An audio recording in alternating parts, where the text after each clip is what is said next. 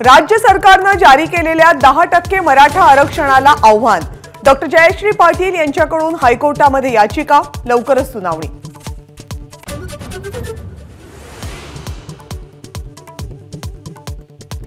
देवेंद्र फडणवीसांची मराठा समाजावर खुन्नस, दडपशाही, जरांगेंचा आरोप, नाईलाजाने कोर्टात धाव घ्यावी लागेल, जरांगेंचा इशारा।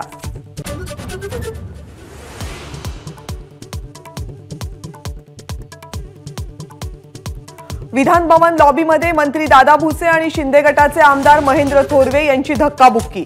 मुख्यमंत्री एकनाथ शिंदेंनी धक्काबुक्कीवर बोलणं टाळलं।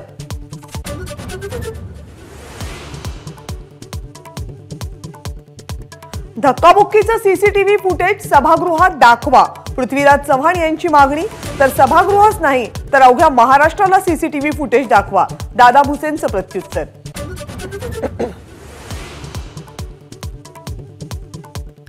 मुख्यमंत्री आणि दोनही उपमुख्यमंत्र्यांनी शरद पवार यांचं स्नेहभोजनाचं निमंत्रण नाकारलं।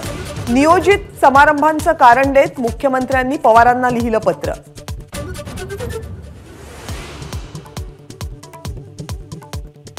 सुप्रिया सुळे यांनी व्हॉट्सअप स्टेटसवरून जाहीर केली स्वतःची उमेदवारी, पण ही घोषणा नाही, विनंती आहे। सुप्रिया सुळे यांची एबीपी माझाकडे प्रतिक्रिया।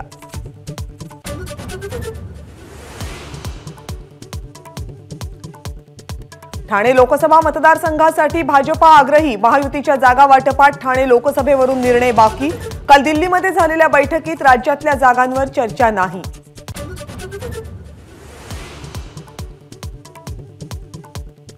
परकीय गुंतवणुकीत महाराष्ट्र पुन्हा नंबर 1, उपमुख्यमंत्री देवेंद्र फडणवीस यांची विधान परिषदेत माहिती।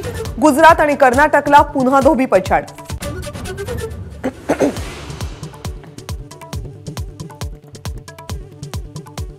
मुंबई वगळता इतर महानगरपालिकांमध्ये 4 सदस्यीय प्रभाग रचना।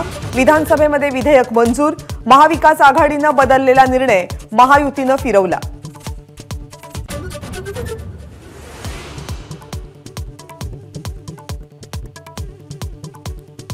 समृद्धी महामार्गाच्या 3ऱ्या टप्प्याचं 4 मार्चला लोकार्पण। भरवीर ते इगतपुरी या 23 किलोमीटरचा टप्पा सुरू होणार।